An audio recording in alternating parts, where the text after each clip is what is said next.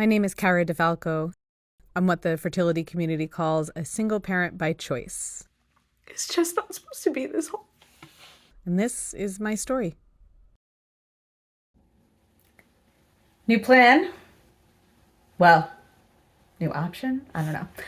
My acupuncturist had suggested to me a new doctor, or a different doctor that's based out of the city. Um, just kind of looks like he has a little bit more of a holistic approach. Um, and a couple of different options. His office does low hormone or all natural cycles, which I happen to really like. I've noticed that, I really didn't get more eggs or bigger eggs from doing the hormone stimulation. So other than bloating and weight gain and, abdominal pain, I don't know that doing those really did anything in terms of, increasing odds for me personally. So there's that. So anyway, so have a consultation booked with this new doctor. We'll see what they say. I mean, he's also got some other cool processes where, instead of, if you had to do IVF, maybe instead, if they think this would work better for you, they don't stimulate you to make more eggs and then take them. They actually just take the egg follicles, grow those in a petri dish, then inseminate them, then grow so the majority, again, it's really about like not having me be on quite so heavy duty hormones, which is something I've always been concerned about with this process. And something I notice I have like a very strong, reaction to. So yeah, so I'm interested to see what they say. If nothing else, I guess I feel a little more hopeful around that. Just, trying somebody new. Regardless of what I decide to do, I'm definitely going to take the next couple of months off. It's now the tail end of March. We're getting into spring. The weather's getting warmer. And I'm just thinking about, some things that I'd like to do that I could not do if I was pregnant, could not do if I was, cycling.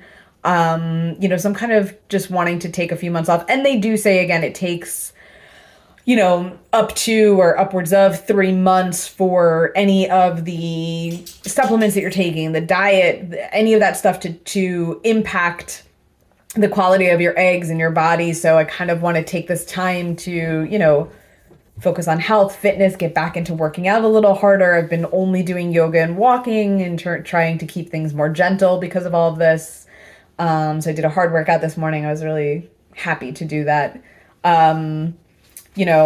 Hit the beach, maybe take some surf lessons, have some fun, looking to get a new tattoo. So all these kind of things that I'm trying to focus on for now, take my mind off of this kind of, set it down for a little bit and I'll try to have some fun, try to get that second opinion and work out next steps. I just got this beautiful, loving, supportive message from my aunt. And I'm not going to read it because I'm going to start crying all over again. But I'll take a screenshot and I'll put it up. But it's just, I mean, when people kind of look at me a little sideways and go, you're going to do this by yourself? Are you sure? And those people have been few and far between, but this is why. Like, this is the family this kid is going to have. And it's why I know that I can do it because I'm not going to be doing it by myself. You know, don't know that I've ever done a whole lot of anything alone. I've always had this big, crazy Italian family with me. So, you know, that was a really nice thing to read and to see. And, yeah, it's stuff like that, lets you keep going.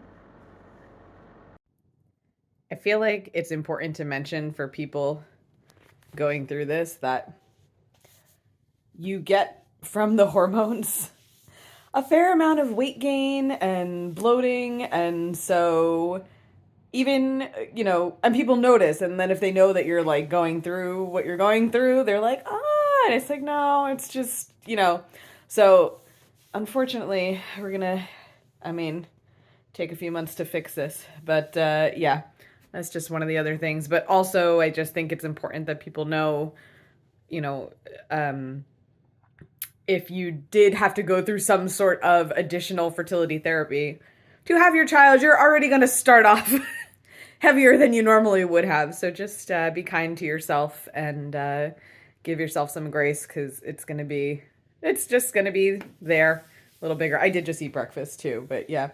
So now we're gonna go upstairs and work out because we're taking some time off and we can work out hard, and hopefully we'll bring that back down before we start again. Okay, so updates.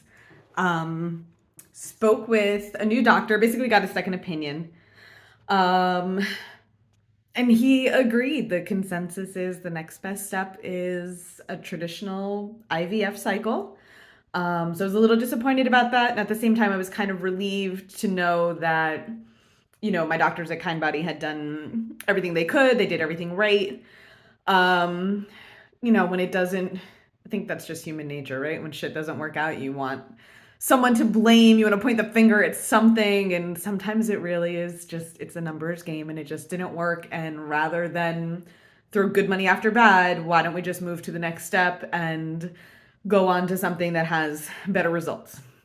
Still a couple things to figure out just as to which clinic specifically we're going to use. In the meantime, we're going to, spend some time getting ready, getting the body ready. So we've purchased the egg quality diet. It's a 100-day diet. So basically it takes your body 3 months to kind of update your ovarian follicles and cells. So if you kind of if we start now and start putting in, all the proper nutrition and stuff and just reading through it. I mean, I eat well to start with. But this is interesting to me, and I'm trying to kind of approach it almost like an experiment because it is an elimination diet. So there's like 2 full weeks that are really strict and difficult. And then there's kind of a maintenance phase of let's just see, and then there's a reintroduction phase where we kind of start bringing back in slowly foods that we eliminated and just kind of see how your body reacts. So yeah, so that's where we are. So we're looking at, like I said, doing this diet, getting prepped, like my disaster, getting prepped and possibly doing the next cycle. It's April now, so July or August of this year, and yeah, we'll see. We'll see. Have no answers. So that's where we're at. That's what we're looking at. So I'll keep you guys updated on how the diet is going. And yeah. I'm waiting to get a jump because my car won't start, but I figured it was a good time for an update. So I've been doing the egg quality diet. My skin looks very good, not gonna lie. But otherwise, everything else has not been great. So I was talking to my acupuncturist who had recommended the diet in the first place, and she basically was like, listen, don't follow it to a T. It's probably not good for you, personally. But, she was like, just use it as a guide and kind of go from there. So I'm very relieved because I was very hungry. And so, yeah, so that's where we are. And just kind of trying to, again, take that time, go through the diet, go through the 90 to 100 days, and then move on with IVF. So we'll see what happens. So I'm having my gross liver support soup for my egg diet. So shit better be worth it. And somebody had said to me the other day, why? And I haven't had a lot of this, but somebody was like, why are you trying to do this by yourself? This shit is hard. You need a partner, you need a man. And I don't know. I'm not, no, I don't. In my mind, it's like, I am 38 years old, divorced, getting divorced. Um, I don't have to, if I met him tomorrow and he was perfect, you know, and I wanted to be in a relationship, I was ready to be in a relationship, you would still want to date someone for a year, maybe two, before you decide to have a child with them. That's massive, right? So no matter what, that puts me in my 40s, and it's like, why am I going to delay something I have always wanted because I don't have, this other thing that I don't even know that I want anymore. So that's just what I've been contemplating over my gross soup breakfast. And that's this is what we're dealing with. So I also just found, actually, on Instagram yesterday, I saw an ad for, best I could tell, it looked like a separate, like, fertility insurance that you just buy, an independent policy kind of a thing. So I want to do some research on that because that would be huge, if that was something I could do. So that's where we are. It's only May, beginning of May, so still kind of in that cleansing, preparing phase. Probably next month, start calling doctors again and kind of get things set up for July. And we'll see. We'll see where it goes. So it is Mother's Day weekend.